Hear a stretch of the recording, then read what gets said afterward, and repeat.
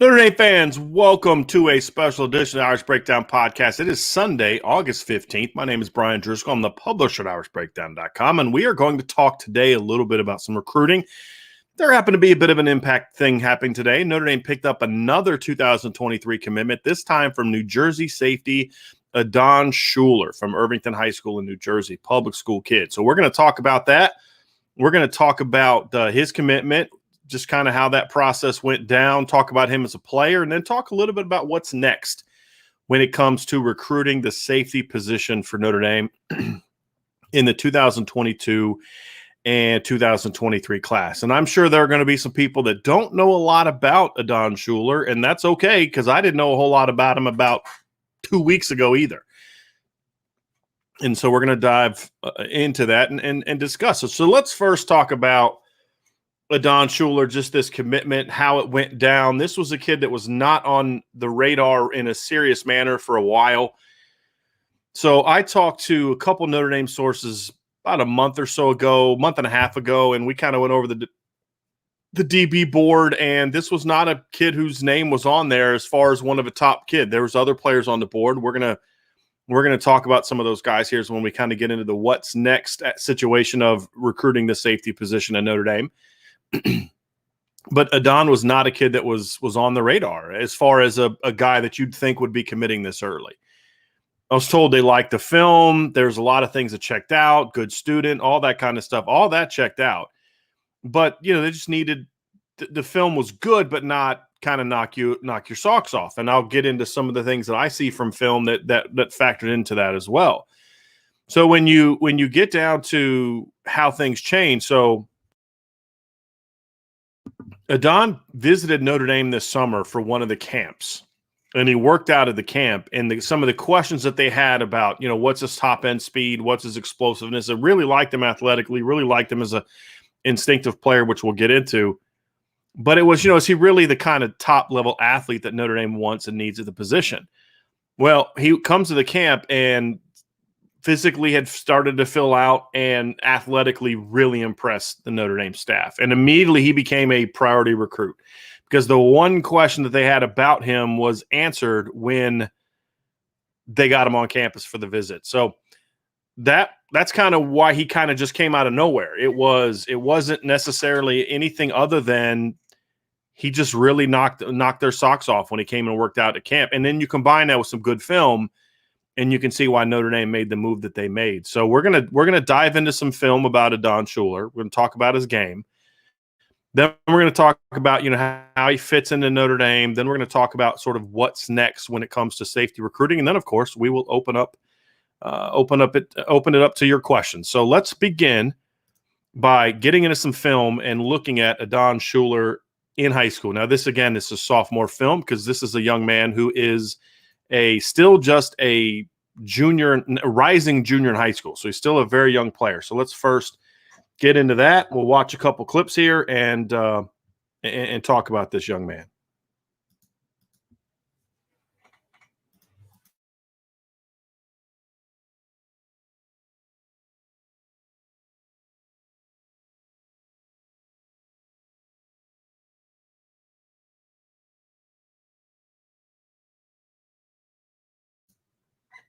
I think I want to let the first couple plays go before I said anything because I wanted you all to see sort of the first thing that pops out on film to me is for a young player, this kid makes a lot of plays on the ball. The one thing you can definitely see from his film is he is an instinctive player. He's smart. He's heady, beyond what you'd expect of a sophomore on film. You can also see he's got some good size to him. He's at least 6 feet tall, got some good length to him. So he's got, looks to have pretty good arm length on film. He's a guy that makes quick reads, even that play right there. You just kind of watch him. He's got his eyes in the backfield. He's kind of he's got his eyes kind of looking at the receivers and the backfield. He knows what his responsibility is, doesn't jump on the route, stays over top of the receiver, and then, of course, when the ball sails, he's able to pick it off. But he was in really good position. Forget the interception piece of it. Watch how he's able to stay right over top of this safety or this receiver, so there's really not a window for the quarterback to throw that ball out over top of the corner. So if you can see the cornerback down here is taking away the under part of that route. It's up to Adon to make sure he stays high and takes the overtop part, and he does. And then, of course, the quarterback makes a bad throw, and he picks it off. This is a really good run angle you're going to see here, really downhill. This is something I like about him, too. He gets downhill in a hurry. And that's one of the things I think really fits into Notre Dame's defense. He arrives at the ball with some force. I wouldn't call him a thumper per se, but he's because again, he's still just a sophomore, but he takes really good angles to the ball and does a really good job. This is a really nice job of breaking on the ball, times it up well, makes very good reads on routes. That's the thing you'll see here. He is playing wide receiver. He's a very smart player. And that's one of the things I really like about him is, look, the athleticism is going to continue to grow. He's just, this is sophomore film. 99% of players, I'm being a bit hyperbolic here, but I would imagine it's a pretty high number, get bigger and stronger and faster from the time that they're sophomores to when they're seniors. And obviously, Adon is one of those guys, but you can just watch how patient he is as a player. You can watch how how he's smart. He doesn't overplay things. Like right here, it'd be really easy for him to do one of two mistakes. Number one is he goes too far outside, which makes it impossible for him to do this, or he sees that big hole and he comes down too hard inside and fills that hole inside. So he could come down, squeeze down here a little bit. And that's not what you want him to do. And all of a sudden the running back can bounce the ball outside. So it's a very smart decision by him on that particular play.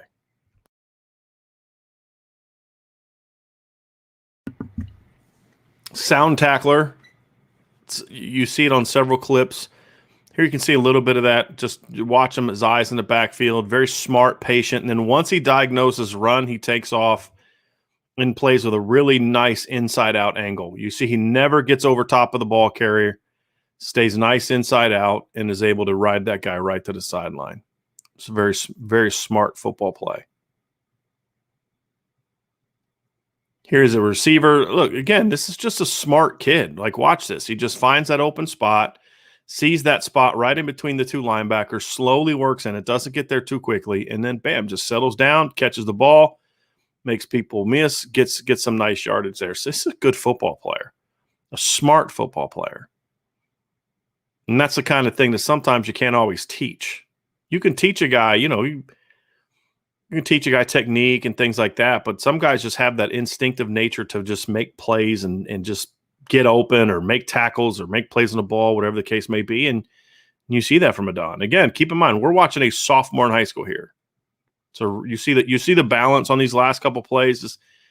Again, what I don't see on film is I don't see a super explosive guy. I don't see a guy with great burst. I don't see a guy that's got great explosiveness. And I mean great, meaning like he's not in that top 50 category of high school football in those areas. But he's a guy that knows how to play the game. That's the key. And if those other things come, then all of a sudden you've got yourself a heck of a football player. Again, another nice angle, good sound tackle, breaks what was, I thought, a pretty decent stiff arm attempt to get to that ball.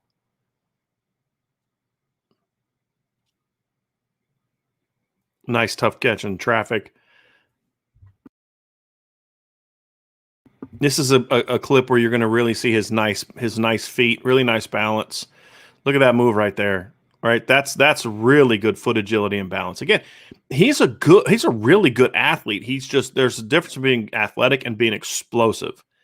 I think he's a good athlete. Look how smooth that transition is. He's just slow pedal, and just bam, just quickly opens up, works downhill, smart, plays under control. This is a kid that's a really good football player, really smart football player. So when I look at Adon, I see a guy that fits the Notre Dame system pretty well. And by that, I mean the Notre Dame defensive system is a system that is, we got Keon Keeley in the house. He now has a third member of the 2023 class, or second member with him in the class. But this is a kid that to me look, he's a high football IQ guy. He's a kid that can play the alleys. We saw that. We saw him coming downhill playing the alleys. That's a big part of what Notre Dame does. We've seen him play coverage from depth. So we saw that. We see him playing over top of the defense. We playing, taking cover two, taking the top off. I think he can play the middle of the field. You saw that in some of these clips too. And he's a guy that's got some potential as a man cover guy against, slots and tight ends and running backs. Now the question is if he makes the physical athletic jump that we've talked about, that I believe he's made based on what I'm hearing from what he did in Notre Dame, if that shows up on his junior film, then all of a sudden this becomes a good top 250 kind of kid, and that's where he's at. 247 Sports ranks him as the number 200 player in the country. Rivals ranks him as the number 213 player in the country. So, that's a good starting ground for him. I think he's got a shot if we can see that physical, that burst and explosiveness, that burst and just long speed. If that comes next, then we're in a situation where he's going to jump up and be more of a top 100 to 150 kind of player, which is really important, And so that's kind of what he brings to the table. Now let's talk a little bit about why this is an important pickup beyond just Keon. See, Keon's in the chat. He's got me all off my game. But Adon's game and why this is important to Notre Dame, because safety is a huge, huge need for Notre Dame in 2023. Now, when you look at Notre Dame's current roster, by the time the 2023 class shows up, Kyle Hamilton, Houston Griffith, DJ Brown, probably Litchfield Ashevon, and possibly KJ Wallace will all be off the roster by then. Potentially, you could bring back Litchfield and KJ as fifth-year guys. Then you look at what's left on the roster. It's Kari G, it's Justin Walters, it's potentially the fifth years, and then whoever Notre Dame signs in the 2022 class. Now, obviously, Notre Dame is trying to get Xavier Nwankpa in that class. I think I'm more confident now that they have a shot to get him than I have been in a while. But even if you get Xavier Nwankpa in this class, you still have a need for at least two safeties in the class. Now, the cornerback position the last 2 years is going to give some help here. Jaden Bellamy, I think, ends up at safety. There's some guys in the 2021 cornerback class that I think could end up at safety. So you'll see that there, but I think you need at least two safeties in the 2023 class. And so now you got one guy on board who's a good football player and a smart kid and a versatile kid and all those type of things that we talk about. So then what's next at the position? And that's what we'll kind of dive into next. Obviously, the focus still is going to be on getting Xavier Nwankpa in the 2022 class. That is such an important impact on what you do in 2023, because if you don't get Xavier Nwankpa, then all of a sudden you need three guys in next year's class, which, impacts your numbers a little bit. Then you look at, okay, well, now you've got Adon in the class. What's next? It's about getting that high-level guy, getting someone with a complementary skill set, those type of guys. There's really two safeties that I know for a fact Notre Dame likes, and that player likes them a lot. There's a third safety. I think there's definitely some mutual interest there, but both sides kind of have to pick it up a little bit, or at least one side will have to pick it up a little bit. And those are the three guys that we're going to talk about. The one guy that Notre Dame absolutely loves, and it's not in any particular order of who they like the most, but I'm just going to kind of go, who I like. One guy that Notre Dame loves that I think legitimately likes Notre Dame is Caleb Downs. Caleb Downs is a really talented player, really athletic player, visited Notre Dame this summer and likes Notre Dame. So he is a kid that you look at and say, this is a kid that's got a chance to be a really impactful player, top 100 guy from the state of Georgia, has offers from Bama, Clemson, Florida, Georgia, LSU, Michigan, Ohio State, Penn State, USC, Stanford, and Notre Dame. That tells you a little bit about Caleb Downs as a football player. He's a really athletic guy, can cover, can hit. He would be a really nice compliment to Adon Shuler, would be a really big-time impact player. He's somebody that Notre Dame is definitely in on. There's another safety from the state of Georgia that Notre Dame likes a lot, and I believe I wouldn't be surprised if we see him coming up for a game in September, and that's Terrence Love, who is from Langston Hughes High School in Fairburn, Georgia. Terrence is a little bit of a different player than some of these other guys. Terrence, Caleb Downs is a fast, athletic cover guy. Adon is a bit of a rangy, 6 foot, 6'1", kind of all around guy. Terrence is a bigger, free safety alley type of guy. 6'3", 200 pounds, really smart, high academic kid. and likes Notre Dame a lot. So we've talked to some sources that have talked to him, and he's a guy that I look at and I say, if Terrence comes to Notre Dame, if they're definitely sold on him, I think another visit to Notre Dame could really, really be impactful for Notre Dame with Terrence Love. He's definitely another guy that I'm looking at as a guy that could have Notre Dame could have a really good shot at getting in this class if they really turn up the heat on him. Certainly a guy that I would look at. And then, of course, Caleb Downs. And then there's another player that I really like, and that's Peyton Bowen, who's from Denton Guyer High School. He's a teammate of Jackson Arnold, the quarterback that Notre Dame recently offered, also a teammate of Ryan Yates, who's a cornerback safety type of player. And I'll get into him next, that Notre Dame is looking at. And it's a really talented high school, obviously. But Peyton Bowen's a guy that he likes Notre Dame. He visited Notre Dame, clearly, so there's some interest there. How much he likes Notre Dame and just where he is on the Notre Dame board, I don't know. I'm still trying to get answers to that question. I'm not quite sure where things stand there at this point in time, but definitely a guy that Notre Dame and he both have some interest. And so that's going to be sort of the what's next for Notre Dame when it comes to recruiting the safety position in the 2023 class. Now, another part of this conversation is how the staff looks at some corners. I think that they've done a nice job of identifying players in past classes that maybe they didn't. One thing I like about what the staff has done, I'll give them a lot of credit, is I think they've avoided rushing and panicking with some commitments. And I think what can happen sometimes is you feel this need to say, hey, we have to get X number of corners and X number of safeties, and we have to get, this or that. And the thing that I like about what Notre Dame has done on defense, especially in this 2022 and the 2023 class, is they're not forcing the issue with players. They're not saying, hey, we have to have a safety, so let's go get a guy. So that instead of going to get a safety that maybe they're not as high on, they get a guy like Jaden Bellamy who brings some versatility to the table.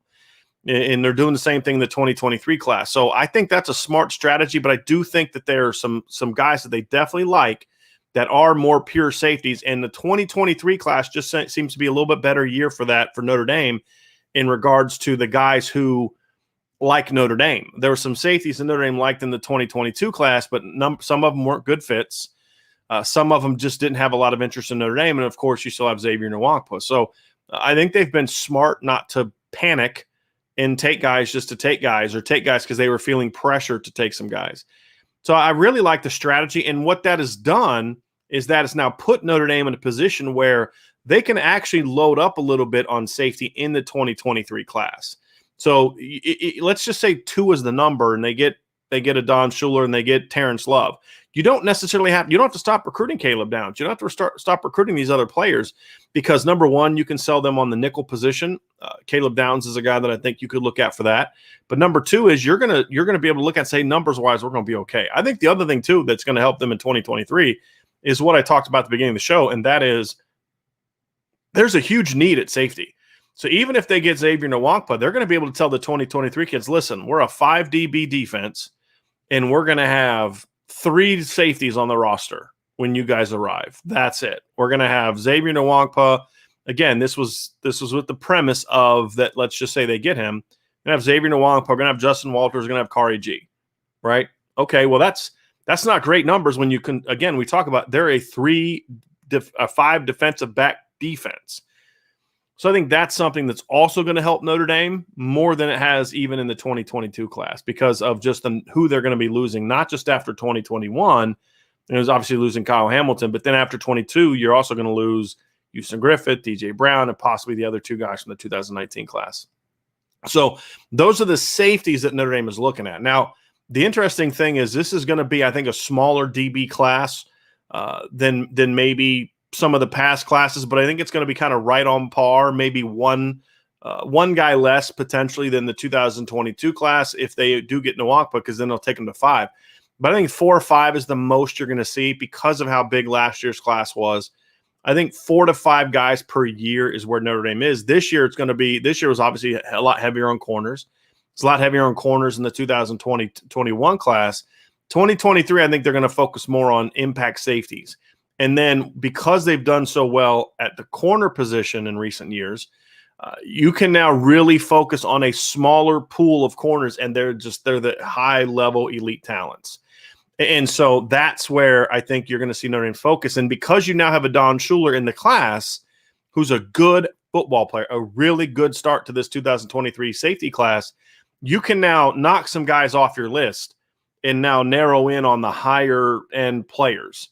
And the DB board is pretty extensive right now. I think this allows you to focus now, really narrow down and zero in on those top players. We've got a couple super chats. I want to get to those before we get into the questions.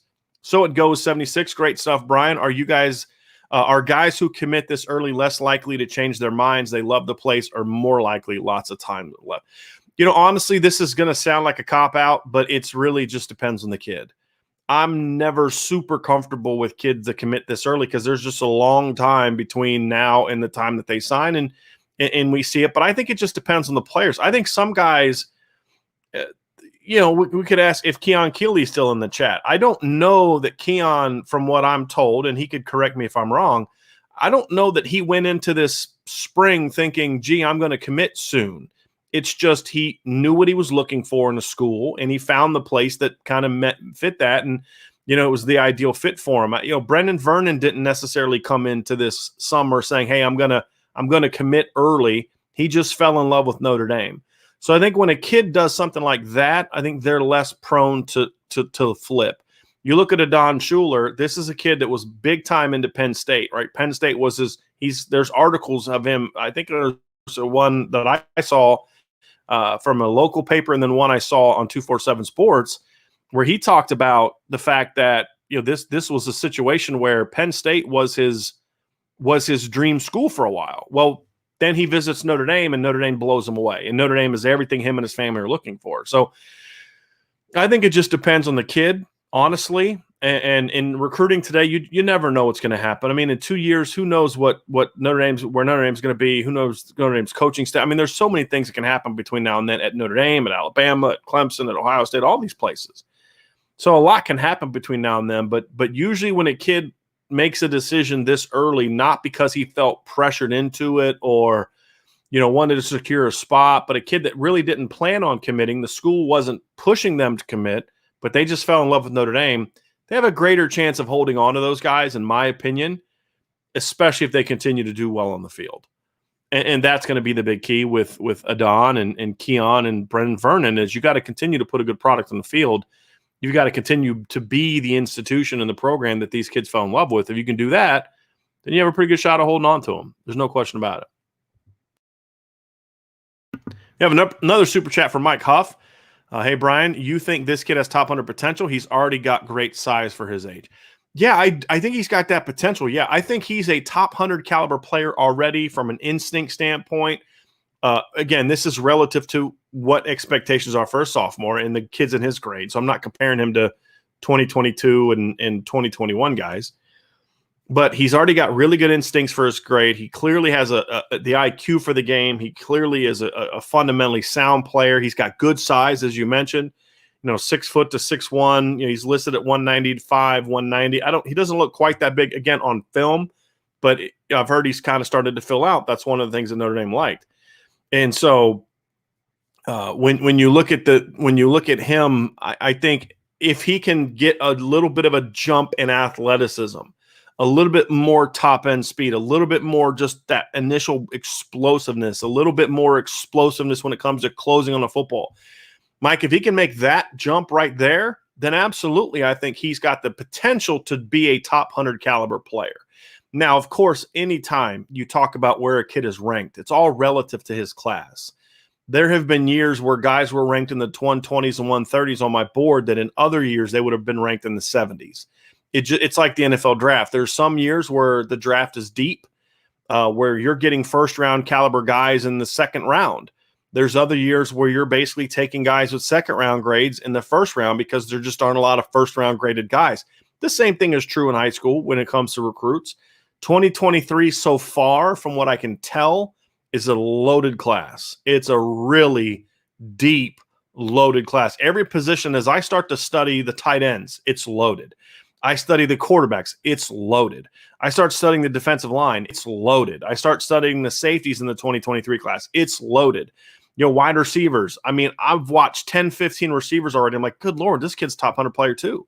It's loaded. The only position I haven't seen, right now, the O-line class is a little bit, okay, I'm still learning more about it. It hasn't been great from what I've seen so far, but there's a lot of film I have to learn. And a lot of those kids didn't get a chance to play football last year because of COVID, or they played in 3 games. And so there's going to be a lot of kids, like especially the linemen, that kind of jump out. Running back so far, from what I've seen, isn't a great class so far. Linebacker's pretty strong. At least it's real top heavy. And Notre Dame is in good situation there with a couple guys they really love. So, yeah, I think, Mike, he's got a shot to be a top 100 guy. And if this junior year is going to be big for him, he's going to have a chance to come out and show that he's got that jump in athleticism. And if that happens, then he'll have a chance to climb up in the rankings. Now, of course, as you know, I'm talking about my rankings, SI 99 rankings. Some of the other networks are not going to be as likely to jump him up immediately because he's committed and it's not as much of a story.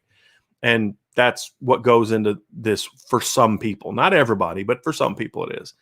So, yeah, I think he's a top 100 caliber recruit. I think this is a very good pickup for Notre Dame, and certainly a good, really strong building block to build around that secondary class. Because look, I think the secondary class in 2023 is incredibly important. And here's why. You all know I love the 2021 cornerback class, and I really like the potential of the 2021 safeties, right? Kari G and Justin Walters. I don't know if I would call either one of them like elite players. I don't know if I would call either one of them just truly like game-changing type of players, but they're all really good players. Maybe Ryan Barnes can be that guy. As you know, I really like him at corner. 2022, Benjamin Morrison, Devin Moore, Jaden Mickey, really good corners. If you get Xavier Nwankpa, this conversation changes a little bit, but I think Notre Dame has done a great job in 21 and 22, especially at corner since Mike Mickens has arrived, at restocking the depth chart, which was hugely needed. You've added guys who can play. I mean, Chance Tucker can play. JoJo Johnson can play. Philip Riley, Ryan Barnes, they can all play. Kari G, Justin Walters, they can all play. Now, will they pan out or not? That's always a question, but they're talented kids. 2022 class, you guys know I love it. Love Jaden Mickey, love Devin Moore, love Benjamin Morrison. Really like Jaden Bellamy's versatility and the depth that he provides. That's 10 DBs in 2 years. So you've done a great job of restocking your depth chart. There's a lot of long players in that class. I mean, if you think about it, Notre Dame right now signed 8 corners in 2 years. Really, I kind of counted as 7 because I view Jaden Bellamy as more of a swing guy and a safety as a pure corner. But if I'm trying to do the math in my head, you get 1, 2, 3, 4, 5, at least 5 of them are 6 feet taller or more. So you've great length in the 2 classes. Safeties, there's going to be some real good length with Kari G and Justin Walters. If you get Xavier Nwankpa, obviously it adds a lot to that. So I think in 2023, now that you've restocked the board, 2023 becomes the class that you got to start looking for more high-level talent. Okay, we've got the numbers, as a staff, you look at it from a staff's perspective, hey, we got the numbers, we've rebuilt the depth chart, we're in a good position. Now it's not so much about looking for numbers and depth as it's about we need to get the best of the best that we can possibly get. And I think Adon Shuler is a great place to start, but to me, he is sort of on like the now it's like, okay, he's here. Now everybody we got to get is as good or better than him. And I think that's a great place to be in, to start this early with a kid like that. And then say, okay, now because you got him early, you can narrow your focus and say, hey, anyone we add to this at corner, whether it's AJ Harris, it's not looking great for Notre Dame right now with them. Justin Rhett, they're in a really good position with Cole Martin. There's a lot of really good corners in the 2023 class, and Notre Dame is on. Safety, same way. Caleb Downs is a top 100 recruit. Terrence Love is a top 100 recruit. Peyton Bowen's going to be a top 150 kind of guy. There's other guys on the board that are going to be highly ranked guys. Ryan Yates is that kind of guy. So I think that's what you look for, is not just top 100, but guys that are actually legitimate top 100 players, I think is what I'm referring to here. So it's a great place to start. Having 2 stud defensive ends is also going to help them a ton. when it comes to recruiting the secondary, because that's who guys want to play with. And, I think Notre Dame's got a chance to have a great linebacker class. It's going to be smaller than it was last year, but it's still going to be loaded in talent.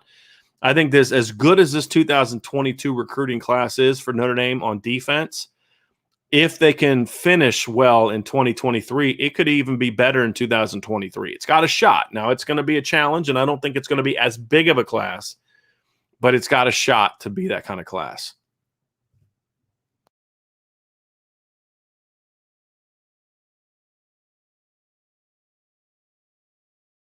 So let's dive into some questions. I got bumped, so there's a few questions at the very top that I didn't get a chance to see. So if I missed your question, just let me know, and we'll discuss it. I'll try to get to it. So I'm going to start here with Brandon's question and Kenny Moore's questions about Shuler and the safety class. So if there's something that you put in before that, just let me know, or just re-put it in there because I got bumped down. You guys know how StreamYard is. So we'll kick it off with Brandon. My top of the board safeties are Caleb Downs, Peyton Bowen, and Terrence Love. If Indy can land just one of them, I'd be ecstatic. Yep. And Brandon, we talked about those three guys. I think that's three of Notre Dame's top guys too. And so, yes, Notre Dame absolutely would like to get any of those guys. And I think a guy that they really want is Caleb Downs, even more so than all the others. That's just kind of my read of it. I could be wrong, but I think it's all of them. It's kind of like, which of these excellent players do you want? I think they'd like to have two of those guys, in my opinion. And based on some things I really do think there's a chance that they can go to three. And especially with a guy like Terrence Love, because he does bring some size to the table, there's always that potential that he fills out a lot over the next 2 years and becomes a rover. So I think that's part of the conversation too. Kenny Moore says tons of potential with Shuler. We got another good one. I agree. Mr. McAnally says, will there be any more commitments before the Florida State game? It's possible. I don't have any that are on my radar. There's always kids that could change their mind. 2 weeks ago, I would not have had Adon Shuler on my radar. So there could be. I don't see it. And part of it is because, as we mentioned, this is a kid that visited Notre Dame this summer. Right now, Notre Dame's in camp. Other kids are starting their camps. I mean, season's a week or two away for some of these kids when it comes to playing games. Some of these kids are already had scrimmages. So, they're kind of in season mode now. And that's usually at the beginning of that is when we don't see as many commitments. You'll still see them. I mean, obviously Notre Dame's got 2 commitments now. And we got 2 in August or 3 in August now, right? Because they got Shuler and the 2 receivers. So they've got 3 commitments in August. So you'll get some. But a lot of these are ones that are from July visits, June and July visits.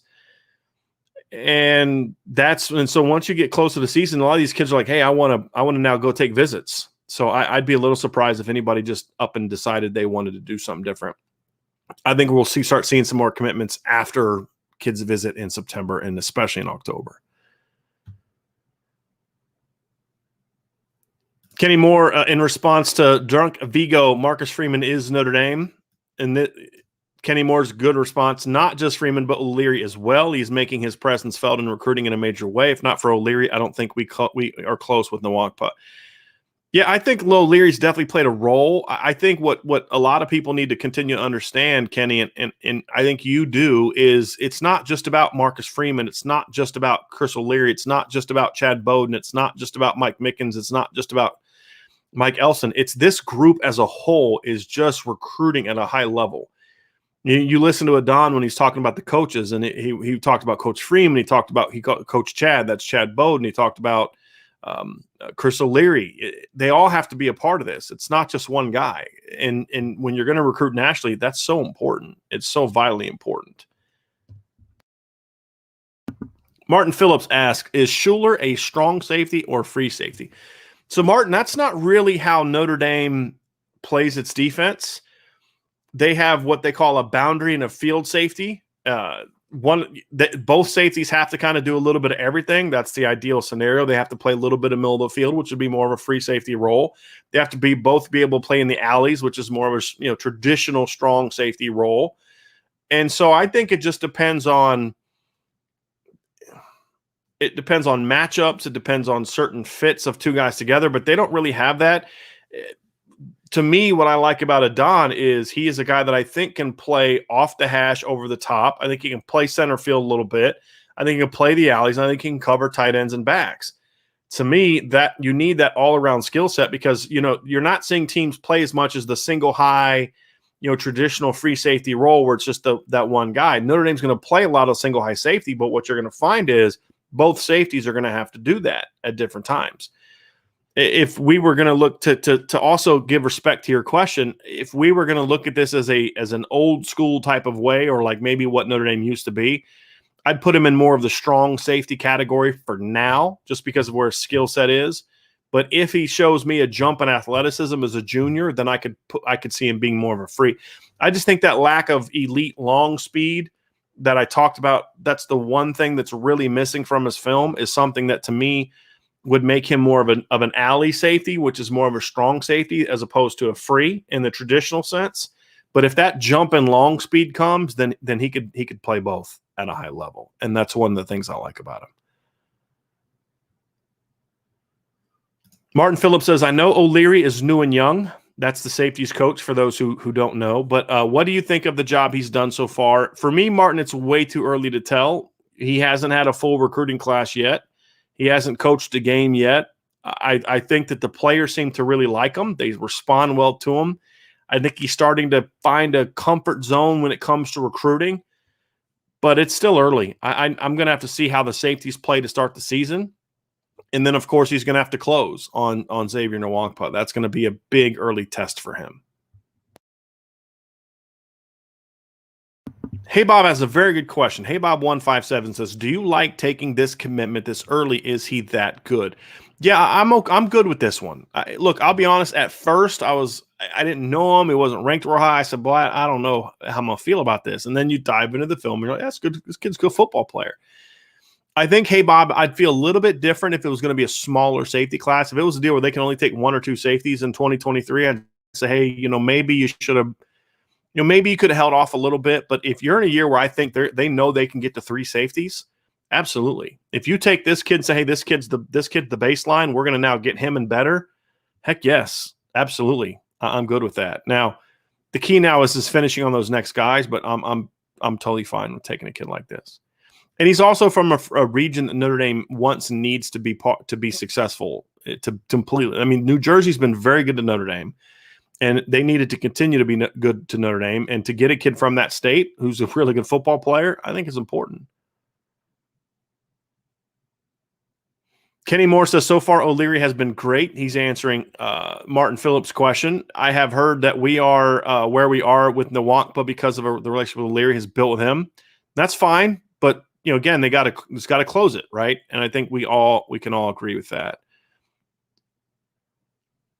Sid Irish changed the subject a little bit. Says Jeremiah Wusu-Koramoah looked great last night. So did Tony Jones Jr. He looked pretty good last night too. If it wasn't for that fumble, he really would have had a good night last night. Saw that Tommy Tremble caught a touchdown pass today on a little bit of a busted play. So yeah, and somebody told me that Julian Aguara had a really good game for the Lions recently too, but I didn't get a chance to see that. Jonathan Hale-Kemba says, if we get Nwankpa, do we become safe to you? No. They got to start producing those guys. And this Sid Irish nails it right. No, need a few more years of All-American safety play. And it needs to be more than just one guy, right? Or one guy every 6 or 7 years. I mean, obviously Harrison Smith was really good, but then you went a while where safety play was just kind of okay. And now you've had it. And look, Jalen Elliott and Alohi Gilman were obviously very good players, but not to the point where you're going to start calling Notre Dame safe to you. They're going to need him plus 23 and 24 and 25 guys to get to that point in time. Old Graham with a great point. Need to send him to the NFL. And it's, again, it can't just be one guy, right? This is the point. That I think you're making and others are making is you got to send these guys there consistently. Timothy Church says, sorry if you already discussed this, but what do you think of Freeman Micken's ability to judge talent? Okay, so Timothy, there's two ways to answer this question. One, I can give you an answer to. The second one is to be determined, and we won't know for at least a year or two, at least. Number one is obviously me giving my opinion based on, do I agree with them a lot? And that is a very subjective way to answer the question, because I could also be wrong, right? But from my thoughts on it, just how I view players, I really like their ability to evaluate players. And just little things like it would have been real easy for Marcus Freeman when he got hired to say, okay, Sebastian Cheeks ranked high, all these kind of things. Let's maybe push off Nolan Ziegler, or let's maybe not go after Josh Burnham because or Junior Tuamaka because this guy's ranked really high. And there's some things about Sebastian on film that I like, but as far as being football players, those guys are all better.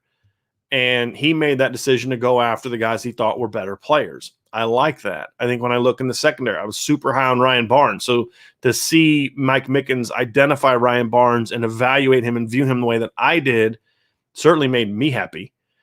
And to see them go after JoJo Johnson, a kid I really like, to see them go after guys like Philip Riley, who I like, to see them go after Jaden Mickey, who's a really sound football player, to put the value on Devin Moore and Benjamin Morrison that I put on them, even though they're not super highly ranked players, shows me a confidence in their ability to evaluate. Jalen Sneed. I mean, they're just across the board. I really like their ability to evaluate players. And then there's some guys that Mike Mickens went after that I wasn't super high on that I've come around to, and that's important too. So, for example, Chance Tucker is a great example. Mike Mickens loved Chance Tucker. I didn't like his junior film. Well, let me rephrase. I liked this junior film, but I had questions about, certain parts of his game just from the film. And Mike Mickens saw something in Chance that he really liked. And as I've seen more of Chance and as I've heard about Chance and what he's doing at Notre Dame so far, and it's early, it sounds like he's going to be closer to being right than I am. And that's a good thing because it's better that he's right than me to be right when we have a difference of opinion and I'm not high on a player. It's more important that the Notre Dame coaches be right about those. And then it's more important that I'm right about guys when I think guys are better than other people think. So yeah, I mean, I think I've liked their ability to evaluate, the fact that they put such a premium on a guy like Josh Burnham when maybe some other programs didn't put the premium on Josh Burnham that I think they should because he's really athletic and talented. That shows me something. It shows me ability to evaluate. Now, the other part is we have to see if they're right. Are these guys able to come to Notre Dame and be successful? Can they turn? Are these guys players that can take whatever talent they have in high school and then turn out to be productive players? That's the question that I can't answer right now because we haven't seen those guys play. I mean, Mike Mickens doesn't have a single recruit that's played it down at Notre Dame yet because his first class is just true freshmen right now. Marcus Freeman, same way. Chris O'Leary, same way. So it's in that regards, that's the ultimate judge is do they actually play? Are they good? It's not just about where they are as high school kids or where their rankings are, but can they really play? D-Rock asks, how does it look for a Nwankpa commitment with a Shuler commitment now? They really have nothing to do with each other. They're from two different classes, and Xavier Nwankpa knows that he is the only target that they want at safety in the 2022 class. And I think that matters, no question. And Xavier knows that they're going to bring in safeties next year, just like every other school he'd look at, knows that. Matthew Thomas, 15 years old, and that kind of athleticism, 2 seasons of high school ball left. Awesome pump for the kids. I think that's a good way of looking at it, Matthew, because I can only evaluate like what we see. And that's why I try to be very clear, like, hey, look, right now he doesn't have this relative to what you expect to have of a Notre Dame player. But again, like you said, he's a sophomore in high school. Very few kids don't get faster as they get older. The question is how much faster? And that's the question for him that's going to determine, is he a top 200 kid, which he is now, or does he become a top 100 kid? And that's going to be the interesting jump because some of these guys are going to make bigger jumps than others. And hopefully he's one of those guys that makes an even bigger jump. But even if he just makes normal progressions between now and the time he's a senior, he's still a top 200 recruit and a really good pickup. And that's part of the evaluation process.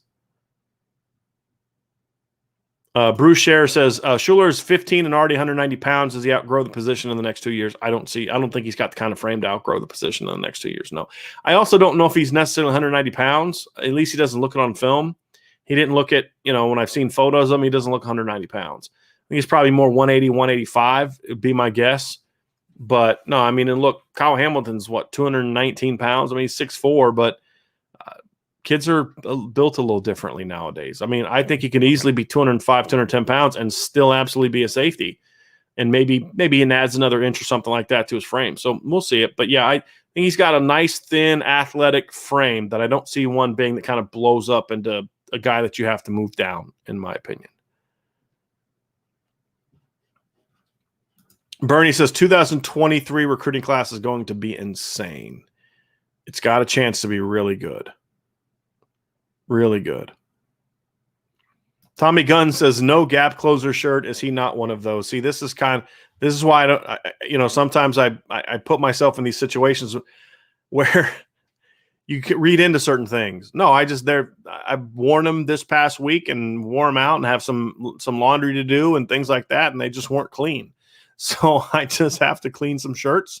And otherwise I would have worn them. But no, this is a kid that to me can be a part of a gap closing class. There's no question about it. Is he by himself a gap closer on Ohio State and Alabama? No, I don't think he's that yet. He could be, but he's not that yet. But can he be part of a group that's that way? Yes, I do. Sid Irish says, go get Terrence Lover, Peyton Bowen at safety for 2023. Sid, you need to watch Caleb Downs to add. Watch Caleb. Let me know what you think of him, because to me, he is really, really good. So's Terrence Love and Peyton Bowen, but Caleb Downs is really, really good. Speaking of gap closers, he's really good. James Visual says, most people had him picking his dream school, Penn State. You guys do a great job of covering Notre Dame football. Thank you, James. I appreciate that very, very much. Very, very much. Sid Irish says, what really need Nwangpa? Yes, they do.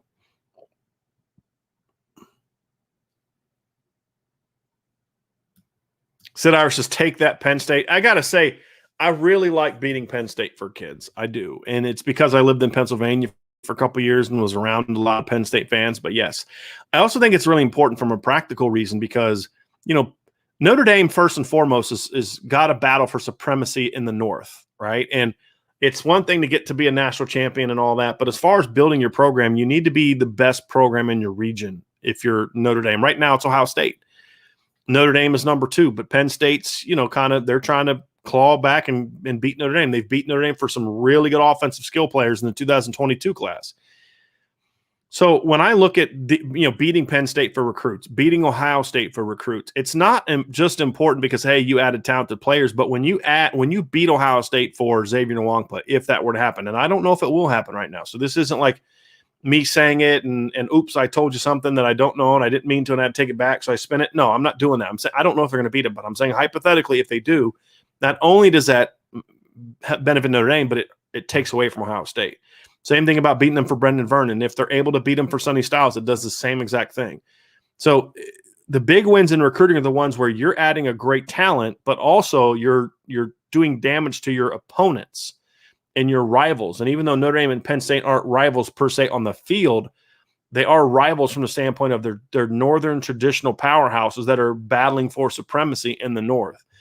And the reason that's important is because that premier program is the one that's going to have the best chance at going down south and going down to the Southwest and going out to the West Coast and getting the nation's best players, which right now is something Ohio State is doing.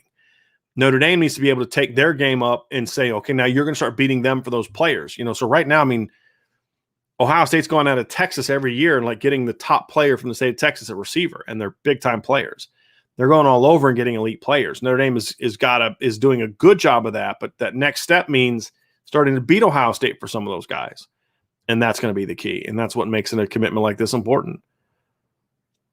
Bronx Indy fan, any insight into what this kid did during his visit to impress the staff? Yeah. So, and by the way, Bronx Indy fan, thank you for the super chat, by the way. Appreciate that very, very much. But what I'm told is, during the camp, so he came and worked out, is the athleticism just jumped out at him. He's tall, he's rangy, he's athletic, but from what I'm told, it was just the explosiveness, the speed, just the overall athletic ability, where this kid, they liked him on film for the things that I talked about on film that I like about him. But when he came to campus, it was the explosiveness, just the athleticism. There was a jump there, according to sources that I've talked to. And that's why they made a run at the kid, is because of that. So That's the thing that kind of put him over the edge of it, like a guy that they liked, that they were going to recruit, but maybe not make a move on just yet, to a guy that's like, hey, let's get this guy. And that's what he did. And that's why you saw him go from kind of just guy we don't know a whole lot about to a guy that's now in the class.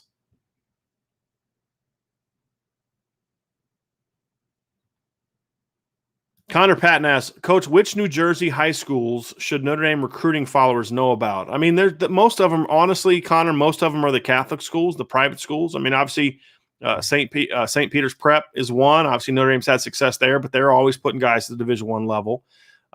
Bergen Catholic, where Notre Dame obviously has 2 commitments from recently, they're always putting a lot of guys in the Division I level. It's obviously a big – the Hun school used to be that. I'm trying to think of some others. There's 2 St. Joseph's that produce. One of them they got John Olmsted from, and I believe Audric estimates from the other. I'm trying to think of some of the good New Jersey schools, and I'm drawing a little bit of a blank. There's a Don Bosco Prep isn't what it used to be, but it's still a good program that still puts guys into the big time football. Notre Dame's trying to get a kid from Bosco right now. Chase Basantis in the 2023 class. He's an offensive lineman. He's from Bosco.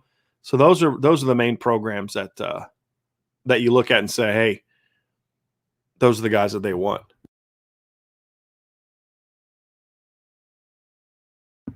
Sorry about that. I could feel like a sneeze coming on, and it was right there, but it didn't. It ended up not coming out. Get some more questions. D-Rock says, get Nwangpa first, followed by this guy. I'll be fine with the future of the future safety position.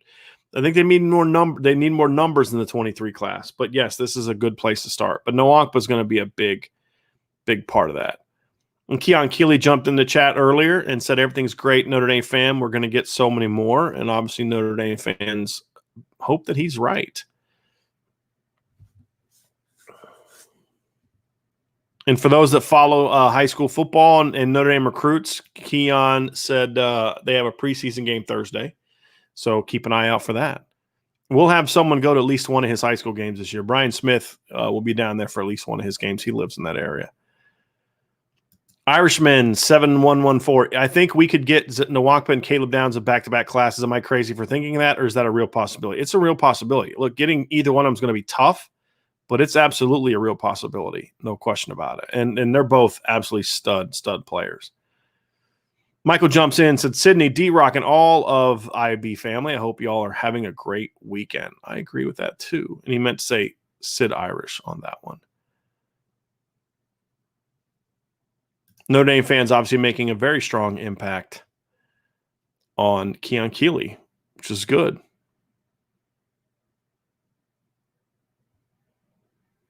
Bronx Indy fan says, I've read this kid is only 15 years old. He can get bigger, stronger, and faster. I certainly expect him to do so.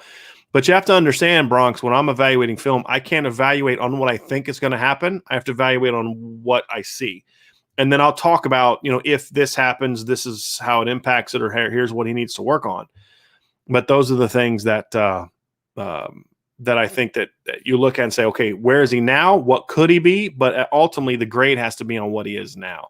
When it comes to recruiting a kid and offering a kid a scholarship, there's projection involved. There's a lot of projection involved.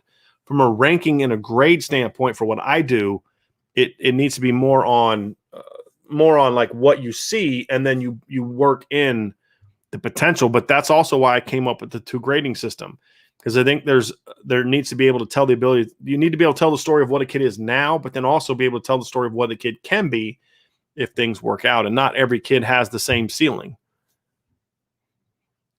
See, Adam Kipker says 2022 class is going to be epic, and we're just going into 2023 recruiting like Alabama, Clemson, Georgia does every year. National championships are on the way to Notre Dame, 3 natties in the next 10 years. That'd be a lot of fun if that happens. Obviously, I'm not ready to get on. I'm just trying to see him get one. But I love your enthusiasm. I love your excitement. There's no doubt about it. But I'll tell you what, you can imagine how much fun it would be to cover Notre Dame the next 10 years if they win 3 national championships. Goodness gracious. That'd be a whole lot of fun. I hope that I can know what that's like. That'd be a blast. Sid Irish said, I also think we get Justin Rhett, 4-star corner from Bishop Gorman, stud. He is very good. by the way. Very good. He's like 6'1", almost 6'2", had a really good summer. Ran in the 4.4s at Notre Dame's camp this summer. Really good football player. No question about it.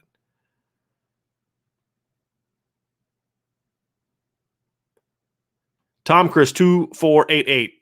Good pickup, 23 starting out on the right track. Saw Tom Loy was talking about changing his crystal ball to Wisconsin for Schrouth.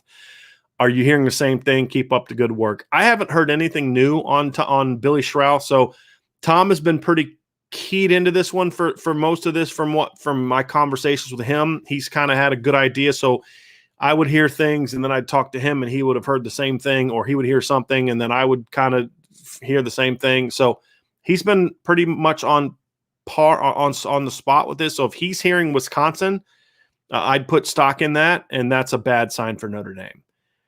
As I said I think it was this past week, Notre Dame had been making moves on Billy Schrouth mainly because of Brian Kelly and Tommy Rees. But at the end of the day, offensive linemen are going to go to the place where they have the best connection with the offensive line coach. And that's where Notre Dame got beat on this one. That's where Notre Dame has continued to get beat on a lot of these top recruits. And I know there's people in the chat that don't want to hear it, but the fact of the matter is Notre Dame is losing more of its top prospects than it wants than it has in the past under Jeff Quinn. Now they're still getting players, Tosh Baker and Blake Fisher and Rocco Spindler and and all that. But when it comes down to the best prospects, and look, Billy Schrouth, if he committed to Notre Dame, would be the top offensive lineman in this class. But Peter, and sometimes it's also they're just not getting beat. Sometimes they make bad evaluations. Jeff Quinn deciding to not make a push for Peter Skoronski, and that turned out to be a big mistake. So it is problematic. And if they do get beat for Schrouth and they don't get Zach Rice, then we're going to look at this offensive line class and say, yeah, it was disappointing. And it's the second disappointing offensive line class in 3 years. And I think you could argue that last year's class was not disappointing by any stretch of the imagination, because when you get Blake Fisher and Rocco Spindler, it's not a disappointing class. But there are question marks behind it, right? Joe Alt's a guy that we like his upside. He's still got to pan out, but Pat Coogan's not a guy that Notre Dame normally gets. And Caleb Johnson's a good, solid player, but not the kind of guy you normally get. Now, if you can't get those top players in the 2023 class again, that's a problem. And Coach Kelly's going to have to address it, because you can't ask your offensive coordinator and your head coach to seal the deal with offensive linemen every year. It's not going to happen. You're just going to continue to miss most of these guys, because at the end of the day, offensive line is a different breed of kid, and they've got to have a connection with their offensive line coach. There's no question about it. Jason Rose asks a good question. He says, let me get to his question here. It says, hey, Brian, which player from both sides in the 2022 class presents the most star upside? So what I want to do here is I want to see if this is up. I'm going to pull it up here. Just give me 1 second, Jason. I'm going to get to your question, but I just want to see if I have this up or not yet. So I believe I do. Give me 1 second. All right, so I do have this up. So what I want to make sure that everybody knows is a lot of this stuff like this. I have stuff like this on the site, so I do want to share this and just show this with you real quick, because this is a very good question, and I'm going to answer your question. I just want to show it first. So if you go to the website, if you go to irishbreakdown.com, if you look up here, there is actually let me get it off that so that way you can see it. So if you look here, you see these bars right here. You go down to Notre Dame recruiting. And then down here, I've got the list of all the commits. And then here I have my Notre Dame 2022 Notre Dame class big board. In there, you'll find, Jason, all of my analysis of the 2022 kids. That's just the list of the commits, right, by position. And then they're listed within the position by when they committed. And then I have my analysis of all the players. But what I also have at the bottom, and this is specific to your question, which again, it's a good question, is the upside ranking. So to answer your question of the guys that I have as let's get Jason's question back here. He says, which player from both sides presents the most star upside? It's this group right here. I have 5 guys in the class right now that I have 5-star upside for. So, Tobias Merriweather being the one guy on offense, he's at the top of my board. But then Tyson Ford, Josh Burnham, Jalen Sneed, and Aiden Gobert are really, really close. You could easily put Jalen Sneed up at number 2. You could put Josh Burnham at number 2. It is so close. I just went with Tyson Ford because of the size and the position that he plays.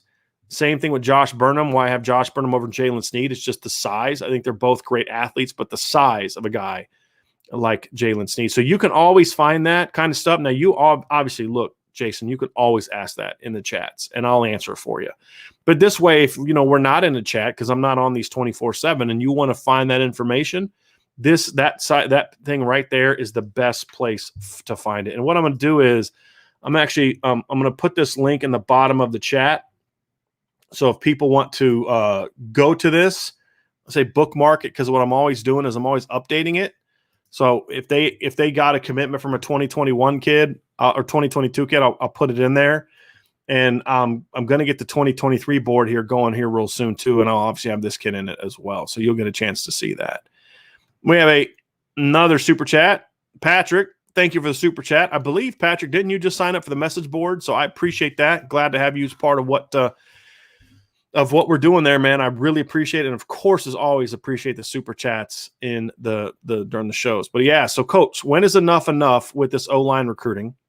This is not a good look, losing out on this kid. A few months ago, we thought it was a done deal. When does Kelly face this and make a move? I don't think that he will, honestly, Patrick. And look, Coach Kelly's done a lot of great things. I've been praising him left and right this offseason, but sometimes he has blind spots with certain coaches, and he doesn't recognize that changes need to be made until it's too late. We saw that with Brian Van Gorder.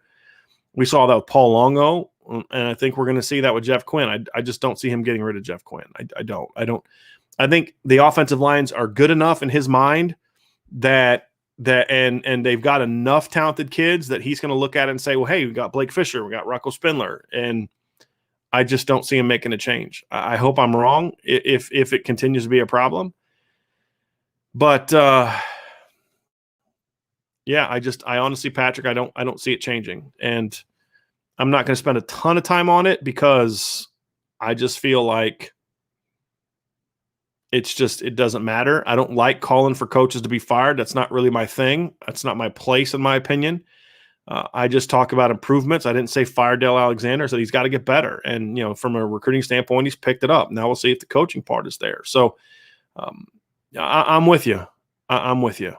I would like to see him make sure that there's improvement there. And look, sometimes it's not always about just recruit, it's not about firing people either. So let's just hypothetically, let's just say John McNulty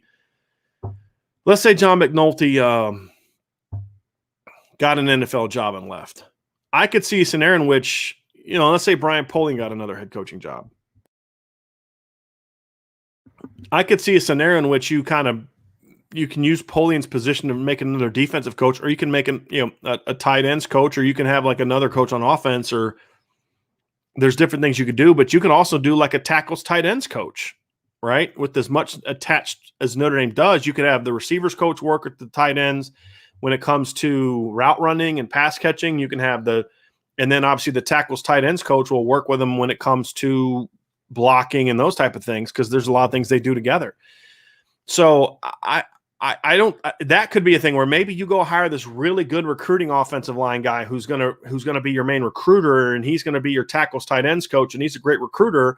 And then Jeff Quinn is kind of like the guards and centers, but he's sort of the main offensive line coach.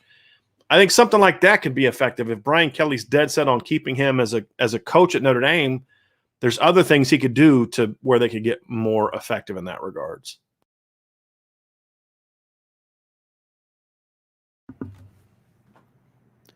Technical technician. I give you credit, Brian. You never stop working. Extremely impressive, and we all appreciate it. You are the epitome of the Protestant work ethic, a historic term for a guy who enjoys history. I do know the term, and I do appreciate that term, and I appreciate the kind words, and I appreciate all of you joining me today, because I could do a show on a Sunday, but if nobody shows up, I'm just being an idiot that talks to himself on the computer. So it's all about you all joining me, and you have, and I appreciate that very much, and I appreciate the kind words. Lotus Scalper says, Brian, you need to get on a college staff, and I love DC's response. No, Lotus, we'd all lose this great info if he coached. I get asked this a lot. There was another question down here. Somebody asked this. Bernie says, Brian, when is Notre Dame going to create a position and put you on staff? The answer to that is never. They're not going to do that. I'm not interested in that. I know people don't believe me when I say this, but I'm not interested in coaching at Notre Dame, even if they were interested, and they're not interested. I don't do what I do to get them to be interested. I do what I do because I love doing this. I don't want to be a coach anymore. I've said this before. I enjoy what I'm doing. I enjoy running the website. I enjoy interacting with fans every day. I enjoy some of the fun things that I'm going to be doing this year for games. I enjoy the fact that on a Saturday afternoon before I jumped on the show, I made fresh bread. My wife made some bacon. We made sandwiches together, and we hung out for a little bit before the show started, right? If I was coaching right now, I'd be at the office breaking down practice film, getting ready for tomorrow, calling recruits, doing all this kind of stuff. I don't miss that. I really don't. I miss a lot of things about coaching, but I don't miss that stuff. I don't miss the daily grind. And the best thing about this job is, number one, I'm still around the game. I'm my own boss, which I love, but also I get to work from home a lot, which is a great advantage to this, and has certainly, I'll just say this, my relationship with my wife has gotten much better since I got out of coaching than it was when I was in coaching. And I mean that just from it's hard to spend quality time there. Even the best coaches, it's hard for the best coaches to do it. So I appreciate the kind words, but I'm good. I like what I'm doing. D-Rock says, give me Shrouth and Nwangpa for 2022, and I'll feel solid with this team. I think they need another D lineman. I think since they lost Agu, they have to get another defensive lineman, in my opinion.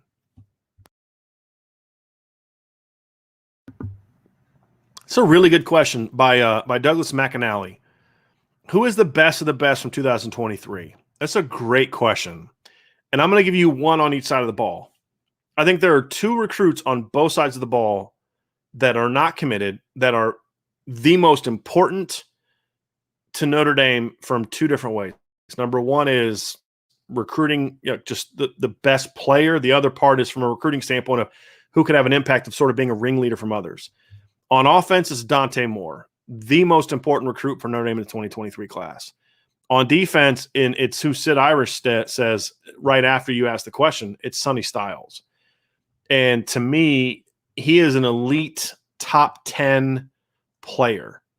To go into the state of Ohio and beat them for a guy that good from right down the street, basically, Pickerington is not very far from Columbus, would be a tremendous coup and could be that thing that finally puts Notre Dame over the top when it comes to really beating Ohio State for kids. You would then beat Ohio for the two best defensive players in the state in 2023. That would be huge from a big picture standpoint.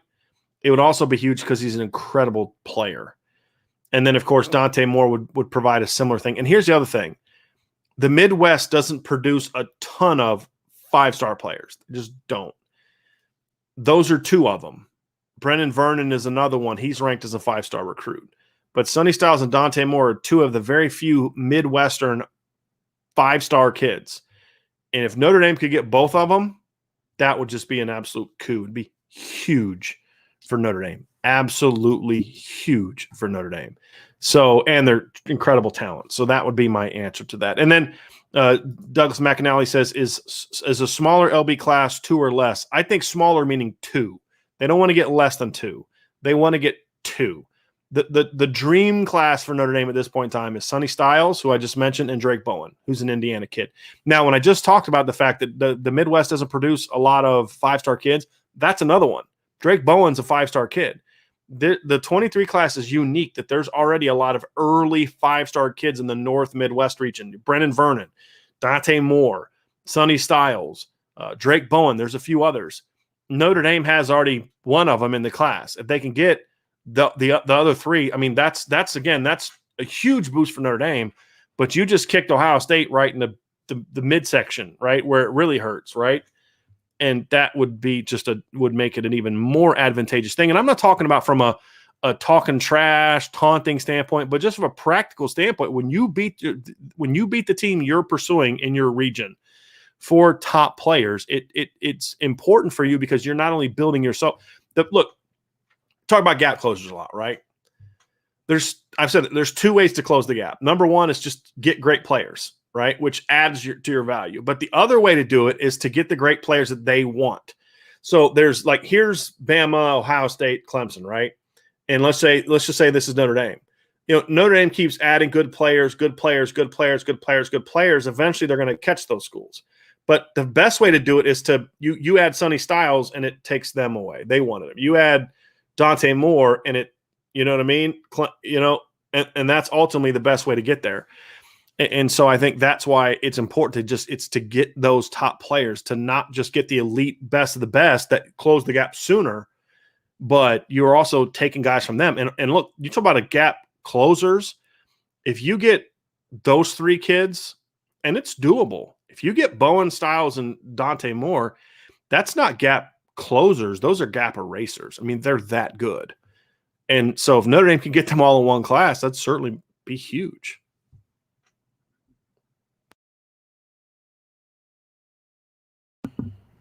Brandon also confirms the earlier question about Tom Loy, talking about Billy Schrouth not looking good. He's about to flip his crystal ball to Wisconsin. Yeah, it's not good. It's not good. It really is not good. Benjamin Weiss says, speaking to the conversation from the last mailbag, could you do a gold jersey, but you need the green from the 2000s? Not debatable. Only the purest of truths. I am the highest authority on uniforms in the land. So, first of all, I love the humility, Benjamin. That's great. So are you saying, so what you're saying is, are you talking about a gold jersey with green being the number and the thing that goes with the gold jersey? Or are you saying, like, is that what you're saying? I'm just kind of curious about that.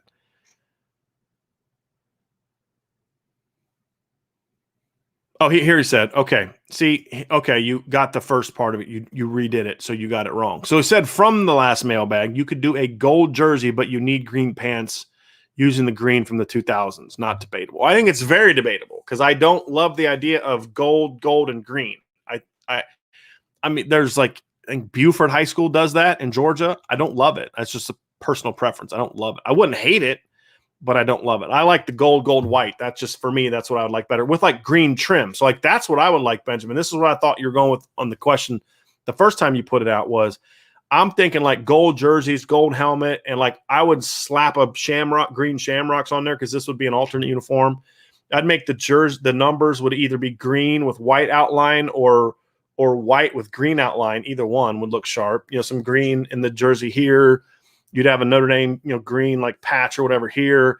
Then you'd have white pants with like some green trim on them. Like that I would really like. But I wouldn't necessarily love green. Look, honestly, I think if you think about it too, what are the green jerseys that most Notre Dame fans like remember, at least my generation of Notre Dame fans? It's the 2013 Arizona State Shamrock uniform, which was white but had green in it. It's the 1992 Sugar Bowl against Florida, right? Where it was white jerseys, gold pants, but had all the green was the numbers. I think green as an accent, like kind of bringing out the uniform, is better than just green as one of the main features of the uniform. That's just my opinion. Michael says there's really good football played in New Jersey. Notre Dame has always recruited well there, all the way back to Joe Theismann from Toms River. And there's some kids from New Jersey that are going to be important parts of this team. Quentin Nelson, he was pretty good. He's from New Jersey. Obviously Jason Adamiola is going to be a big part of this football team. He's a kid from New Jersey. Justin is from New Jersey. So yeah, it's a very important part of what Notre Dame needs to build. It's never going to be the base that it used to be, just like Pennsylvania is not going to be that. But those are two states that you have to have some success in. And New Jersey's obviously, Notre Dame's had a lot more success in New Jersey in the last couple of classes than they have Pennsylvania. Matthew Southgate says, I read a lot into players like Kyron Williams saying he didn't know much about Notre Dame as a freshman.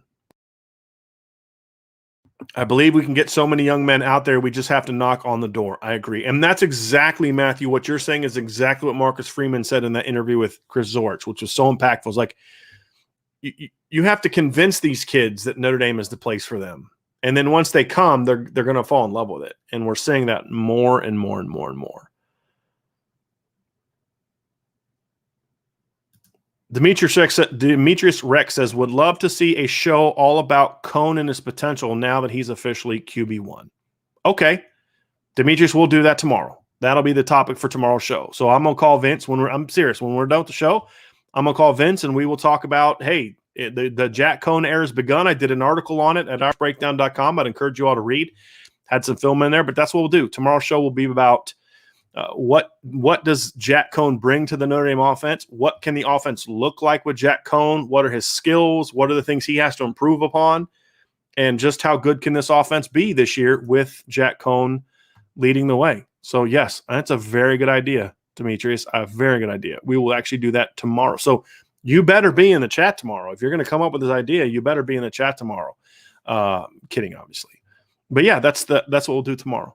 That's what we'll do tomorrow. Omar Austin says, Aquara, McKinley, and Adi did well, too. I didn't see Adi. I did see McKinley had 2 catches for 40 yards, so I was happy to see that. OC Irish talking about Adon Shuler. Do you know if he plays another sport, i.e. track? I do. I know he runs track. I don't know if he plays any other sports. Chili says he's late. Hey, it's all right. Better late than never, Chili. You can get caught up. No question about it. Sean Higgins says he's going to be going out to watch Keon here very soon, and he will report back. I look forward to that, Sean, because you're on the message board, so you can definitely let us know on the message board about that one. Matthew Southgate continues his Jersey comments. I'm from Jersey, and even the public schools have talent. Definitely some of the schools you mentioned, but St. Joseph and Don Bosco do not blow teams out all the time. Lots of talent and smart men tap in. With the recent commitments, are there any silence out there that we can expect? I don't know of any silence at this time. The only silent that from the summer that did not commit to Notre Dame was Billy Schrouth, who was basically in the Notre Dame class for months. And I've hinted about this, but he was in for a while. He's not a silent commitment anymore, obviously, but he was for a while. All the other silent commitments have now gone public with their commitment.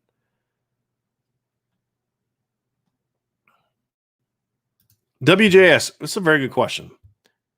Is recruiting rankings a little more skewed this year with COVID going on? Is there a potential for more sleepers on the three low, on the 3 and then the low 4-star kids? I think so. Yeah, I think there's 2 things at play here for that. Number one is just the continued emphasis on camps, right? We saw someone from 24/7 Sports recently say the reason that they didn't rank Jalen Seed higher is because they have a very verified 40 time. So you're seeing that these guys try to turn themselves into like NFL combine sites. And hey, you came to our camp, you're going to get a bump and all that. So that's part of it too. But then the other part is a lot of these kids didn't have sophomore film. A lot of these kids didn't have much sophomore film. They couldn't travel. The COVID restrictions in some states were a lot stricter than other states. So it made it harder to have kids come to camps and work out and do those kind of things. So I think I wouldn't say sleepers per se, but I mean, that's a good way of doing it. That's a fine word. It works perfectly. But the word I always kind of think of when I'm thinking of this conversation is there's going to be a lot more kids falling through the cracks from a recruiting rankings and even a scholarship offer standpoint that are going to go and they won't be found until they get to college. There's going to be some kids that go to like Rutgers or Indiana or Georgia Tech or some school that, it's not a big school because those teams had room for them. That you're going, wow, where'd this kid come from? And then you're going to find out, he missed his sophomore year, and then as a junior, it was a COVID year, and all of a sudden he broke out as a senior, and all these schools were filled up. And so Indiana got him, right? Because Notre Dame was filled up or something. Ohio State was filled up. And I think we're going to see more of that in this class. Again, pure projection and pure speculation, but I think that's what we're going to see. Sean Higgins says, any highlights you're hearing from yesterday's scrimmage? So I'm going to put something on the message board later tonight about that. There's still a couple sources I'm waiting to hear back from. One just texted me during the show, so I got to go hear what he says. So I'm going to have some very interesting quarterback intel that I'm going to put out later, but I just want to hear from one more person on that one. But I've heard from a few sources that have some very interesting things to say about the quarterback position. Robert Didoff says, Brian, do you think the college football season should start 1 to 2 weeks later? It seems more and more each year there are too many weather delays with thunderstorms in the hurricane season. I don't think so. I kind of like when it starts. I think maybe what you could do is if some of those some of those southern states could maybe start on the road or neutral fields early. But I think the problem you run into is, number one, you're going to have hurricane season in October too. If you think about it, Notre Dame's two really bad weather games in the Mid-Atlantic region were both in October. You had the 2016 game against NC State. I'm actually going to go look up the date for that right now. And I know that was in October, and that was, I believe, kind of a hurricane, right? That was October 8th. And then in 2015, the Clemson game was October 3rd. And, you know, being from Virginia, that's when you get a lot of those in the Mid-Atlantic. So it's like, yes, for the South, you can get to that part, but I mean, you don't know when hurricanes are going to come, and delays and things like that are just part of it. I mean, it's just part of the deal. I mean, yeah, I'm just, you know, Notre Dame had a delay because of thunderstorms in the first game of the year that they had a few years ago in South Florida. Well, you know, Notre Dame doesn't have to worry about hurricanes. It's just, you can't really control the weather, and you can't necessarily build your entire schedules around the weather. The other part of this too, Robert, to your point about starting later, is if you push the season back a couple more weeks, and all of a sudden all these northern schools are playing into this deeper into December, and now all of a sudden they're dealing with snowstorms and blizzards and things like that. And, you know, so that's not an ideal situation either. So I just think, look, weather is something you can't control. I like the season where it starts now. If anything, I wouldn't mind seeing, you know, kind of a kickoff classic that starts like even a little bit earlier. That would even be something I'd be somewhat interested in. But yeah, I just don't think you can really, especially since only one part of the country really deals with that part of it really bad, the hurricane part of it really bad, that early in the year.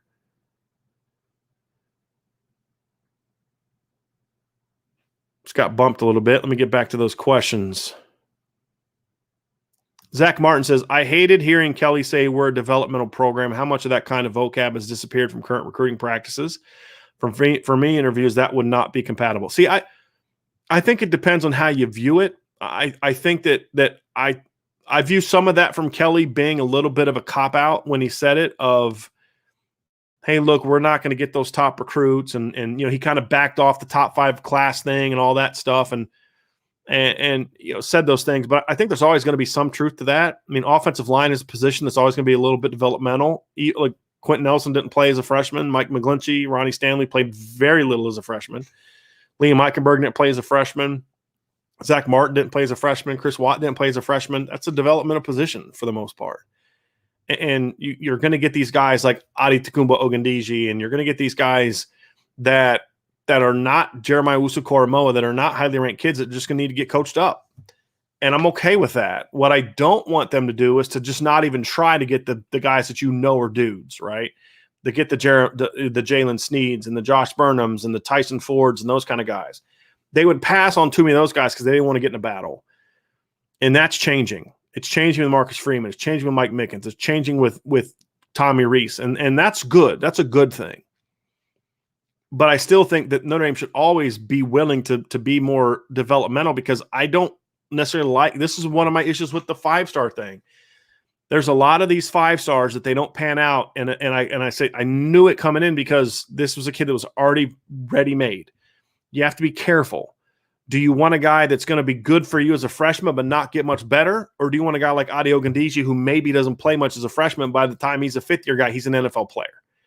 I want the guy that the higher ceiling. And to me, it's always about the ceiling. Some guys are going to be developmental with high ceiling. Some guys come in and their floor and their ceiling are both really high. But I'm always a ceiling guy. And sometimes those ceilings come in the full package of Blake Fisher, who's a big-time 5-star recruit. And sometimes those packages come into Joe Alt, who was not a big-time recruit, but has got a very high ceiling. And you have to be willing to take both of them. And sometimes they're going to be highly ranked recruits, and sometimes they're not going to be. Maynard Sunny Knapp says, I am not hearing anything on the next man in. Is it gone now? It's not gone now. It's just they haven't really had any bad injuries where that's been needed to say. I mean, I'm trying to think. Last year, I don't think they had any major injuries last year. I'm probably forgetting someone, but they were guys that weren't, I mean, Kevin Austin and Braden Lindsey, but they weren't necessarily starters. So, I mean, I don't think that ever goes away. It's just they haven't had a lot of injuries that have required them to talk about that, to be honest with you. James says, Coach Alexander stepped up his recruiting and just got 2 stud receivers. Coach Quinn now is the big question. Is he going to get top O linemen or just keep missing on them? It's a good question. Good question.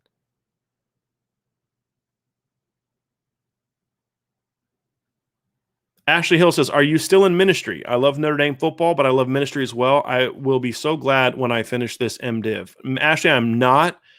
I was Christian. I was at Denver Seminary. I was getting a Christian studies degree, and I was my final project away, or my final thesis away, because I changed from a project to a thesis from getting in that, and then I was going to get into ministry when I got this job. When I got the job to be able to cover Notre Dame back in 2010, I didn't end up not finishing my project and am not in ministry anymore. So, no, I was a youth pastor before I went to seminary. And when I got out of seminary to do this job, I kind of gave up the desire, or not the desire, but I guess it's kind of a desire to get into ministry. So no, I am not, but hit me up sometime. I love having conversations about that kind of stuff. And I'd be curious to where you're getting your MDiv from. So, but that wasn't the track that I went down. A lot of the kids at Denver Seminary were in the MDiv, but I was never really looking to be a pastor per se. I wanted to get into campus ministry, which is more about apologetics and building people up and, programs and things like that than it is being a preacher. I wasn't necessarily the get in front of the crowd and preach guy. I was more of I wanted to build a sort of a campus program to reach students of that age who obviously there's a big need for that, obviously, but that's what I was going to do, but I'm not doing that anymore. Patrick with a great quote, loyalty is a great trait to have until it becomes stupidity. It's very well done. Matthew Southgate, and we love what you do, Brian, and appreciate all the long hours and hard work, and I really believe this is helping Notre Dame win. Productive conversation analysis. Hey, Keon was here. Others are too. I appreciate that, Matthew. I really do. Jeff Fluke says, I thought for sure you would say A.J. Harris instead of Sonny Styles. Well, number one, Jeff, I think Notre Dame's not really in it with A.J. Harris anymore. He's just said some things. So I had someone that talks to him, and I asked him hey, ask AJ if he's going to come back to Notre Dame. And he said, hey, no, I'm not. I've already visited all my top schools, and so I'm not going to visit those schools again, and I'm not going to get back to Notre Dame. Then he went and visited Alabama again, and then there was one other school that he visited again. So clearly he's still visiting schools the second time. And I think he's going to focus on the Southern schools and the name schools and all that is just sadly where I think his focus is right now. I hope that changes, but I don't think he has a lot of interest in Notre Dame as much as early on, he was all about Notre Dame, and I just think as Bama and Ohio State and those schools kind of got on him and started with their pitches, which is different than Notre Dame's pitch, I just think he was more swayed by that, unfortunately. I hope I'm wrong, but even if I'm not wrong and he ends up at Notre Dame, I would still say Sonny Styles. I think Sonny is a freak. Now, I think A.J. Harris is the best cornerback in the country. I've said this, regardless of class. But I've always felt, and I'll always feel, if you have an elite front seven, you don't need an elite secondary. An elite secondary with an okay front seven is not going to be as good defensively as a team with an elite front seven and an okay secondary. It's just not. Look at Clemson. Go look at Clemson's safeties in 2018, and then go look at Clemson's basically their entire secondary in 2016. It was very mediocre, but they had great front sevens in both years, and that's honestly. Now, they had really good corners in 2018. Their safeties were mediocre, unless you count Isaiah Simmons as a safety, which I don't. Jack Foot says, would the QB room at Ohio State deter more from picking them? I honestly don't know. I would imagine so, but they could also lose some guys. I mean, so I don't know enough about Dante's view on that to really say one way or the other. I would say a guy like Dante Moore is going to have enough confidence in himself to say, I'm not really afraid of the quarterback room with anybody. But I don't think it hurts per se that Notre Dame is got Steve Angeli, whereas Ohio State has Quinn Ewers. I don't think it hurts.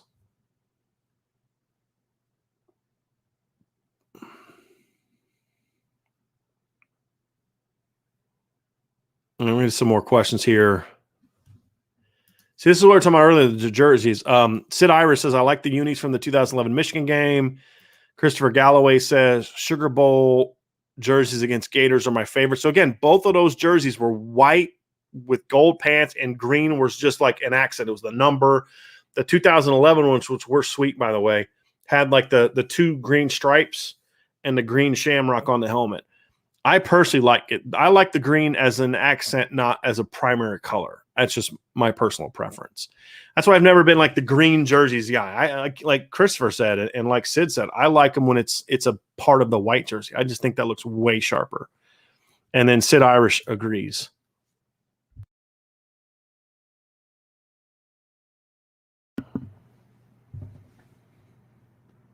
Nick Baker, it's a good question. As a coach, how do you judge players at such a young age? There's a lot of time for growth from 15 to 21. No question. I think some of the things you look for initially are things that we talked about with Adon. It's, does the kid have a feel for the game? Is he fundamentally sound? What kind of frame does he have? Does he have, is he like, if you have a sophomore who's like really ripped up and jacked and already like kind of really well developed, and he's not explosive or not faster, he's not going to get more explosive and faster. Kind of is what he is. If you have a kid that's just kind of like got a natural athletic body and he's got some broad shoulders, but he's still on the thin side, he's got long arms and kind of big feet, but he's still on the thin side, and you say, well, this kid's going to see a jump in athleticism. This kid's going to fill out that frame. That's all part of what Matt Balis does, and that's part of the thing that he brings to the table, and the Notre Dame staff relies on him a lot because that is his area of expertise. But you look for traits, and obviously if a kid already has speed and already has athleticism and all that, you have to evaluate, okay, is that a level of speed and athleticism that allows him to still be effective if he doesn't get any better? Or is it a kid that you think needs to get better to really play at our level, and then do you believe he has the traits to get there? And that's all part of the evaluation and judgment process, and it's not an exact science, but that's kind of what you look for. Nolan Aspar says, with Kelly's desire to be smash mouth, it has to be killing him to see the O-line and running back recruiting lagging so far behind. I'm going to disagree with you on the second part of that. I don't think running back recruiting is lagging behind. Look, 2 of the last 3 national champions had relatively low-ranked running backs. Travis Etienne was a 3-star on Rivals and a top 250 player on the composite list. Clyde Edwards-Helaire was a 3-star recruit. Kyron Williams is a 3-star recruit. I think running back is a position that I don't think. Look, if you've got Jadarian Price, Logan Diggs, Audric Estime as your 3 primary backs in a few years after Kyron Williams and after Chris Terry are gone, I'm gonna be able to beat a lot of teams with that. I think the O-line part is more concerning for me because that's more about talent and coaching, and those are 2 areas that Jeff Quinn's been a little bit shaky, if we're being honest about it. So yeah, I agree with the first part. No, I don't necessarily agree with the second part. I think running back recruiting has been good. Can it get better? Absolutely can it get better. But there's a difference between it not being as good as it could or should be and it being lagging behind. So especially so far behind. Again, I think Logan Diggs, Audric Estime, and Jadarian Price are flat out good football players. I gave all of them 4-star grades. They can play.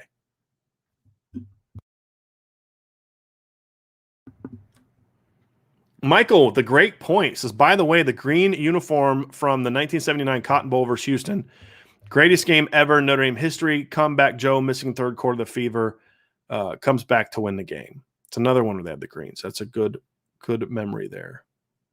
Benjamin says, actually pretty close to what I'm thinking too. Again, we're in a jerseys conversation now. I'd break up the gold up top with a lot of the little shamrocks on the helmet, and the jersey would be a very light gold. Okay, I think we're getting closer. Jeff Luke says, I feel like the age difference between Reese and the rest of the staff on that side of the ball.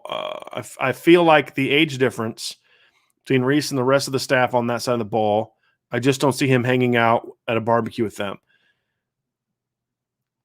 I don't know. I mean, I don't know if you necessarily need to hang out with them. I think that okay, so like, I know that Chip Long and Harry Heastan had a really good relationship. Harry's much older than Chip. I think Tommy Reese, I think, has a very good relationship with Del Alexander. There's a big age difference there. I think when you're someone like Tommy, who respects the game, you grew up in the game, you're around older coaches all the time, I think you don't have to be friends. You don't have to go to the bar together. You don't have to hang out together. You don't have to do a barbecue together. You have to work well when you're in the office. That's really the only thing that matters. And I don't think that is an issue. I don't think that's an issue at all. Yeah.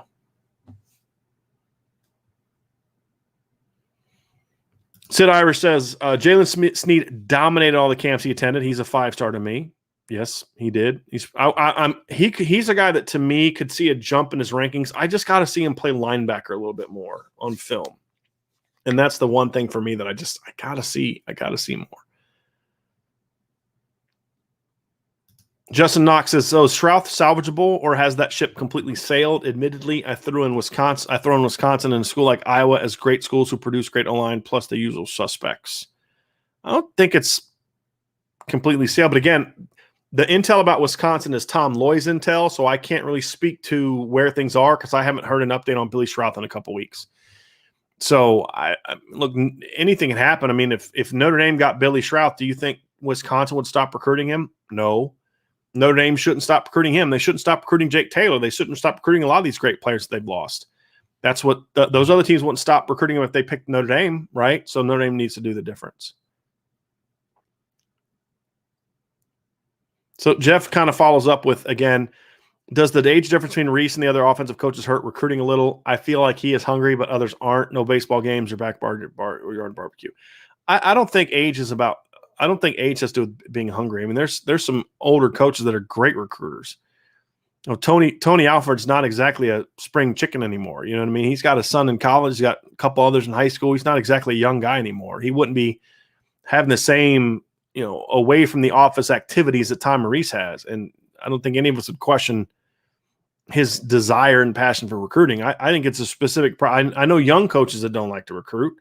I know older coaches that don't like to recruit. I don't think that's as much of the issue. It's just, do you want? It's not even about liking it. You may not like it, but it's a big part of your job. And if you don't want to do it anymore, then go somewhere where you don't have to recruit. Go get an NFL job where you don't have to recruit.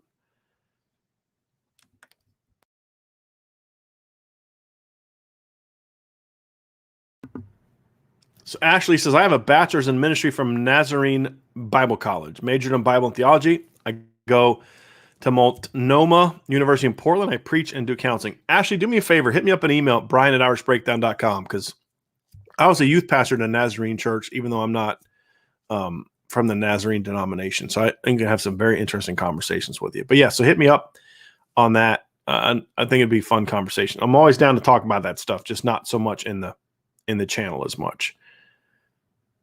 Brandon says, give me Love, Downs, Rhett, and Malik Muhammad, along with Shuler, and that's an elite haul for 2023. Bowen and Yates are my backup plan guys, who I also love. Really sucks about Harris, though. Yeah, if Notre Dame got Malik Muhammad and Justin Rhett at cornerback, that's an elite cornerback class. I mean, yeah, I'd like to have A.J. Harris. He's a stud, but Justin Rhett and Malik Muhammad are top 100 recruits. There's no – and I'm not talking about, like, rivals. I'm talking about, for me, they're top 100 players. I think they are also top 100 recruits by other people, but, that doesn't always matter as much to me. For me, they are. Love is a top 100 to 150 guy. Downs is definitely top 100 guy. Rhett's a definitely top 100 guy. Muhammad's definitely top 100 guy. So yeah, that would be. I mean, and honestly, in that thing, Adon Shuler and Caleb Downs Terrence Love would be the two lowest ranked players of that 5. If you have a secondary class where Adon Shuler and Terrence Love are your two lowest ranked recruits of a 5-man group, that's a freaking great class. Agree with you 100%. That's a really, really great class. Nolan Esparza says, it's not popping up. Here we go. Come on. Okay, so it looks like this is not coming up. Give me a second.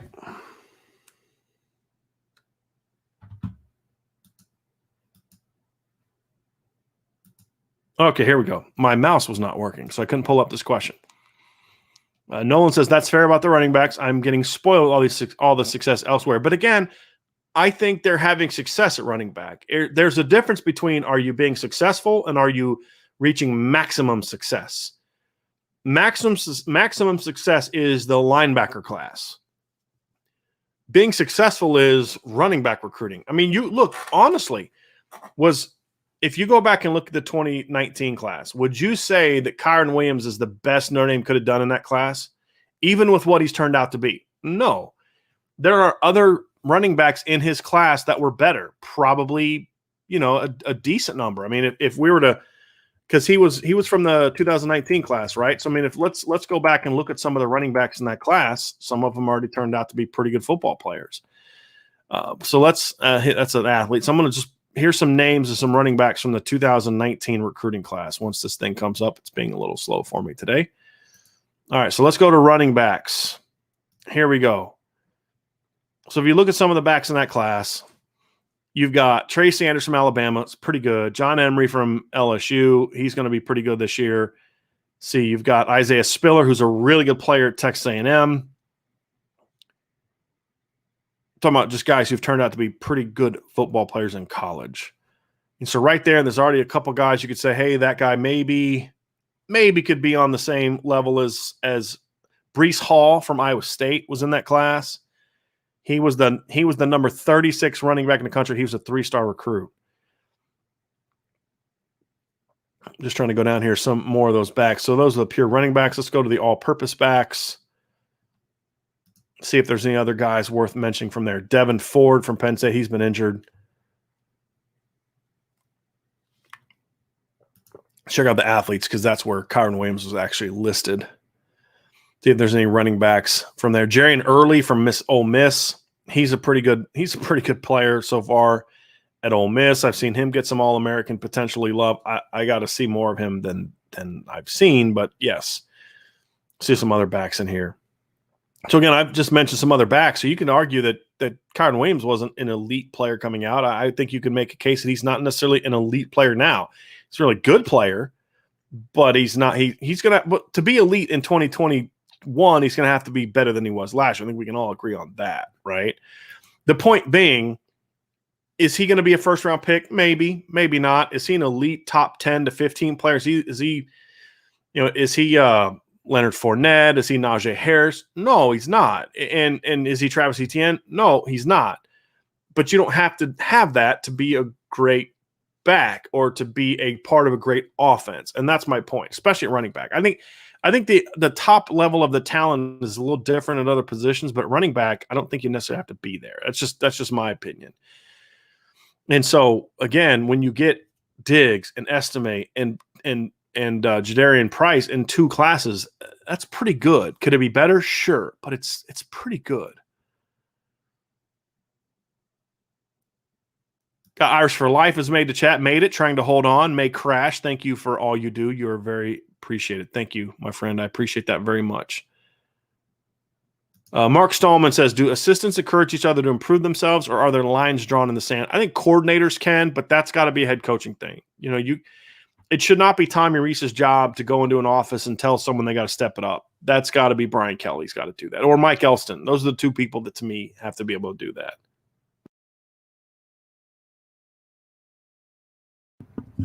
Justin Knox, which coach on the current staff has had the greatest coaching upside? Maybe one guy on each side. It's the 2 coordinators. It's Reese and Freeman. I mean, you said one on each side of the ball. Reese and Freeman, to me, are definitely that. Notre Dame needs to get on Tetaroa McMillan at St. John Bosco. He is a stud offensive lineman. I don't know who that is. The only Tetaroa McMillan that I know is the kid who's a wide receiver at Servite. So I'm not quite sure who that is, Tom. Could you pop in a is that definitely the name? Are you sure on the name? Could you just check on that for me? Because if there's a lineman from Bosco, I'd definitely like to see him. No question about it. So Mike's got to bounce, got a couple of – we're going to finish up here because I got last couple questions and I am going to be gone. Actually, no, we're actually to the last couple questions. All right, Justin Knox says, do other coaches on the staff hammer Orange County like Polian, or is he the only dude who punched the outplacement out here? No, I don't think he's the only guy. I think Del Alexander's out there doing that. At least with – is Mater Dei part of Orange County? I'm not sure about that. But no, he's not the only one. I think that's his main area. Like, he's the West Coast recruiter, primary recruiter, so he's always going to be kind of first on the scene. And he's a guy that likes to let people know that these recruits are his or from his region. So he's going to get a lot more publicity for those kind of guys than anybody else. But No, I think Polian has some connections out there, but I think at the end of the day, it's going to be more about who are the position coaches going after those guys. I think that's going to be, and the coordinators going after those guys. That's going to be the main ones. Technical technician said, Brian, the word out of Clemson is that Will Shipley is the fastest player on the team and will take the helm by midseason. Absolutely nuts. He's good. I mean, we talked about this the other day. Remember when somebody was like, I'd take Estime and Diggs over Will Shipley. And I was like, and that kind of leads back to the discussion I was just having on Nolan, right? I think Notre Dame recruiting at running back's been good the last 2 years. I'm happy with it. Am I content with where it is and it's staying there? No, because I still would have rather have had Will Shipley. I think Will Shipley I gave him a 5-star grade for a reason. But it also doesn't mean Will Shipley or it sucks. That's where I'm kind of coming from. No, they didn't get Will Shipley. There's room to be better. They should have got Nicholas Singleton, Dallin Hayden. They missed on those guys. But those guys they got are not consolation prizes. They're good football players. And that's the thing is, to me, there's a difference between let's evaluate what you've missed and how you can improve. That's one conversation to have. And then the other part of it is, okay, well, who do you have? The guys who they have, independent of who they should have had or whatever else, are good football players. Then the other part of it is saying, okay, who are the guys? What can we do to be even better? I think both of those things can exist on the same plane, in my opinion. Robert says, are any injuries from Saturday? I have not heard of any new injuries from Saturday, which is good. I also heard it wasn't a full blown out, 2-hour-long scrimmage. It was a good, hard scrimmage, but it wasn't as long as it is possible. And I think part of that is because of what's going on at the defensive line already. Because Justin Adamiola is out. Myron Tagovailoa is away from the team. I don't think they felt it was probably smart to kind of have a full-on scrimmage and bang that out. That's just me. That's just my opinion. That's not me giving anything away that I've been told. That's just my opinion. I was told it wasn't as big of a scrimmage as we've seen in the past for the first scrimmage. I think we may see that in another week or so. But that's kind of what I'm thinking too. Nolan says, I'm also not trying to dismiss Estime and Diggs. I think they'll both be great players. I would say my disappointment comes from losing Shipley Nolan, I'm with you on that. That I agree with. I just would say the way you said it there is, hey, look, they're getting good backs, right? We all agree they're getting good backs, but man, I'd really like to see them take it up another notch. That I would agree with, because as much as I like the backs they're getting, and I'm thrilled with the backs they're getting, there's still room to get even better backs. And I would never say, hey, don't get any good players there, but just get good players there. Don't get great players there. No, there's not a position I would say that about. You want to get the best possible that you can get as long as they fit what you do. And I think Will Shipley would have fit what they do. I think Nicholas Singleton would have fit what they do. They just got beat for him. Benjamin Weiss says, do the conferences have a say in who you schedule out of conference? I'd guess no, but hey, I've been wrong before. Right now, they don't. There's that conversation going on about, the Big Ten and the Pac-12 and the ACC kind of joining forces, which I would imagine Notre Dame would be a part of that. That came from a story from The Athletic. If that were to happen, then I would say, yes, they'd have more of a say in that. Hey, week 2 of every season, we're going to have a Pac-12 Big Ten challenge, kind of like what we see in basketball with the ACC and the Big Ten kind of thing. So if you were to do something like that, then they'd say, hey, look, we're that week, you're going to play a Pac-12 team. Don't schedule anyone that week, and then you can kind of build your schedule around that. I could see something like that happening. That would be a lot of fun. I think that'd be great. That would absolutely be great. Tendai says, correct. Yes, Tedero McMillan is a wide receiver. He said yes, and that's what I thought. So I'm just curious who the offensive lineman was at Bosco. I'm not sure of the only guy at Bosco that's actually De La Salle. I don't know if Notre Dame's recruiting anyone from Bosco right now. Jeff Fluke says, I'm thinking my first trip to South Bend will be for the North Carolina game. Any room in the backyard to pop up a tent? I'll ask Angela. We have a nice big fenced-in backyard. So I'll ask Angela and see. She may want to charge you. I'm just going to tell you, she may want to charge you. But that'll be a great game to come to. No question about it. All right, and then Mark Stallman with the best comment to end the conversation. Jeff Perry says, number one, the number 1977 green jersey game versus USC, 49-19. I'm just not a big fan of white. Understand that. And I wouldn't want to wear it at home. Then Mark Stallman we're going to end it with Mark's comment. I'm a fan of any jersey Notre Dame wears beating the crap out of USC. That is very, very well done. Very, very well done. I think that's a great way to end it. So listen, before you leave, don't go yet, okay? Before you leave, do me a couple small, quick favors. Take you 10 seconds. Number one, hit the like button. Hit the subscribe button.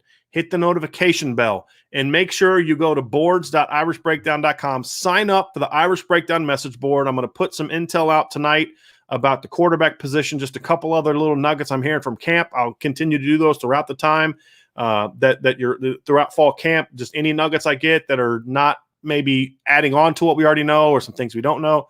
I'll put those on the message board, so check it out. I have my class impact, my commit stories about Adon Shuler on there. And, of course, tons of great conversations. So boards.irishbreakdown.com. There's a monthly price. There's an annual price. You can choose either one. You can become part of the booster club. All of them work. Be part of us. We'll be back with you tomorrow at, I think it's going to be 12:30 tomorrow, where Vince and I are trying to work on a new schedule that's going to work around his teaching time so that we can maximize how long we can have Vince in the show. But tomorrow we're going to talk about the Jack Cohn era beginning, what the offense is going to look like with Jack Cohn at quarterback, what he brings to the table, what we think this offense could be, should be, all those type of things. So tune in tomorrow for that. So like button, subscribe button, notification bell, signing up at boards.irishbreakdown.com. And if you need to pick me up, if you're going to be traveling soon, go click on that Built Bar link down below. 10%. If you use the Irish Breakdown code, you get 10% off your entire purchase. So check that out too. Just something more that we're trying to bring to you all to show our appreciation and love. And again, I love the product. So definitely check it out. So for Brian, Vince isn't here, but for Vince, the rest of the Irish Breakdown crew, have a great rest of your weekend. We'll talk to you again tomorrow at 12:30 to talk about Notre Dame quarterback position and the Notre Dame offense now that Jack Cohn is officially the starting quarterback. Have a great rest of your night.